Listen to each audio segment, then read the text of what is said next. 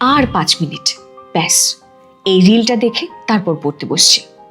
এই 5 মিনিট দেখতে দেখতে যে কখন 2 ঘন্টায় পরিণত হয় আমরা কেউ টেরও পাই না। কি আপনার সাথেও তাই হচ্ছে তো? আজ চলুন একটা ভয়ঙ্কর হিসেব করি। আমাদের জীবনের 3 ভাগের 1 ভাগ সময় কেটে যায় শুধু ঘুমে, আর 1 ভাগ সময় স্কুল, কলেজ, ইউনিভার্সিটি, অফিসের কাজ কিংবা ট্রাফিক জ্যামে কেটে যায়। আর পড়ে থাকে 1টি ভাগ সময়। এই 1টি ভাগ সময়কে হয়তো আপনি আপনার স্বপ্ন পূরণের কাজে ব্যবহার করতে পারেন, নয়তো সেটাকে ফেলে দিতে পারেন নর্দমায়। রিসেন্ট স্টাডি বলছে একজন সাধারণ মানুষ গড়ে 4 থেকে 5 ঘন্টা সময় মোবাইলে স্ক্রোল করে কাটায়। তার মানে বছরে 2 মাস সময়। আচ্ছা ভাবুন তো, আপনাকে যদি কেউ বলে আপনার আয়ু থেকে 2 মাস সময় কেটে নেওয়া হবে, আপনি কি রাজি হবেন? হবেন না তো।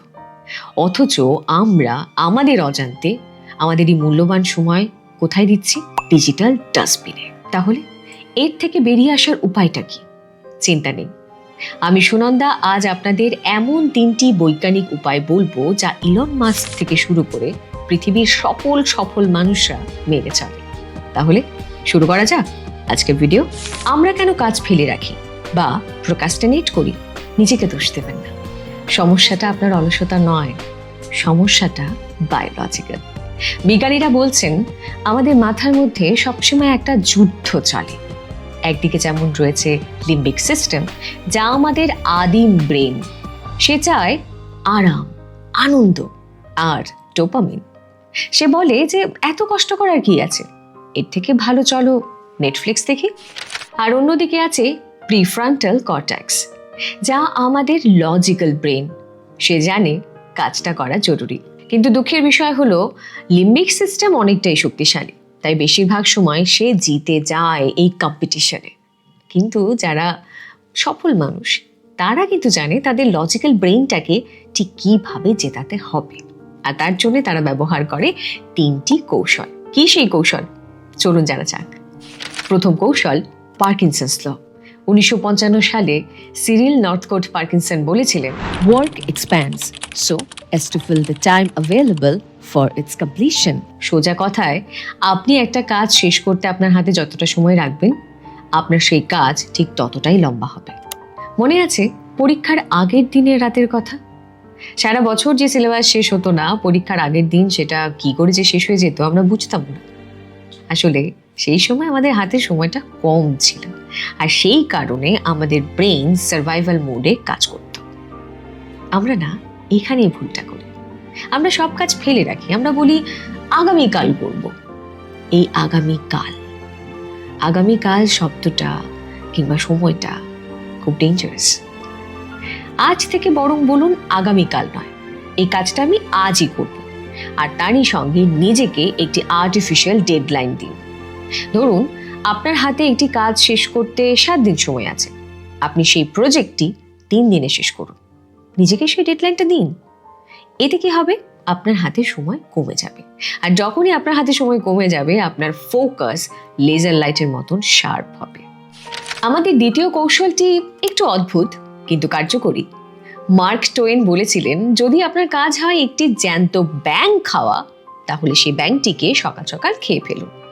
এখানে ব্যাঙ মানে হলো আপনার সারাদিনের সব থেকে কঠিন, সব থেকে বোরিং, সব থেকে ইম্পর্টেন্ট কাজ। এখন সেই কাজটি হতে পারে কোনো প্রজেক্টের জন্য ইনফরমেশন গ্যাদার করা কিংবা রিসার্চ করা, কিংবা হতে পারে কোনো কঠিন অঙ্ককে সলভ করা, অথবা হতে পারে একটি কঠিন প্রশ্নের উত্তর শেখা। আমরা কি করি?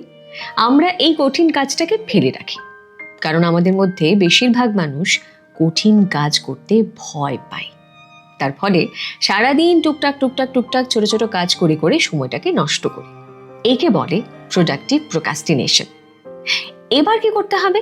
এই প্যাটার্নটাকে চেঞ্জ করতে হবে। আপনি আপনার একটা রুটিন করুন। কাল থেকে সকালে ঘুম থেকে উঠুন তাড়াতাড়ি, এবং আপনার হাতে ফোনটাকে না নিয়ে আপনার যে ব্যাঙ খাওয়ার কাজটা আছে সেটাকে আগে সারুন। তার মানে সকাল সকাল ঘুম থেকে উঠে আপনার জরুরি কাজ, গুরুত্বপূর্ণ, বোরিং, কঠিন কাজটিকে সেরে ফেলুন। কিন্তু ধরুন কাজ শুরু করতেই যদি লেথার্জি আসে, তখন চিন্তা নেই, এর উপায় রয়েছে। মেল রবিন্সের 5 সেকেন্ড রুল। নিজেকে ভাববার সময় দেবেন না, মনে মনে কাউন্ট করুন 5, 4, 3, 2, 1। And go. রকেটের মতন উঠে পড়ুন। নিজের মস্তিষ্ককে 5 সেকেন্ডের বেশি সময় দেবেন না।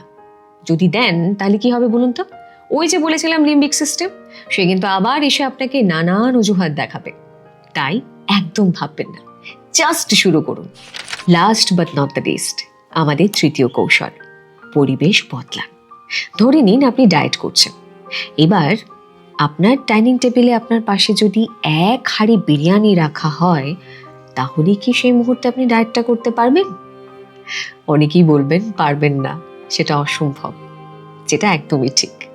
ঠিক তেমনি কাজের ক্ষেত্রে বা পড়াশোনার ক্ষেত্রে চোখের সামনে যদি ফোনটা থাকে, তাহলে সেই কাজে ফোকাস করাটাও অসম্ভব হয়ে দাঁড়ায়। তাই চেষ্টা করবেন যখনই আপনি কাজ করছেন, খুব ইম্পর্ট্যান্ট কিছু, তখন ফোনটাকে অন্য ঘরে রেখে আসতে অথবা সাইলেন্ট মোডে রেখে দিতে। বিশ্বাস করুন, ফোনের একটি নোটিফিকেশন আপনার কেরিয়ার থেকে বেশি জরুরি নয়। তাই আজই নিজেকে একটা ডিস্ট্রাকশন মুক্ত জোন দিন। এতে দেখবেন 1 ঘন্টার কাজ আপনি খুব ইজিলি 20 মিনিটে করতে পারছেন।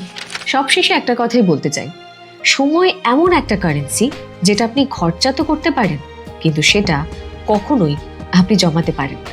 তাই আজ আপনি যে সময়টা শুয়ে বসে কিংবা রিল দেখে নষ্ট করছেন, কাল কিন্তু সেই সময়টা আর ঘুরে আপনার কাছে আসবে না। এমন হতে পারে 5 বছর পর আপনি যখন আপনার বন্ধু বান্ধবকে দেখলেন যে তারা বেশ ভালো আছে, নিজেদের গোলগুলো অ্যাচিভ করেছে, তখন কিন্তু আপনার একটু খারাপ লাগলেও লাগতে পারে। তাই আজই আপনার এই গুরুত্বপূর্ণ সময়টাকে আপনি নিজে মূল্য দিন। তারই সঙ্গে আপনার জীবন নিয়ে যদি আপনি সিরিয়াস থাকেন, তাহলে আজই আমাদের কমেন্ট করুন, আই উইল স্টার্ট নাও।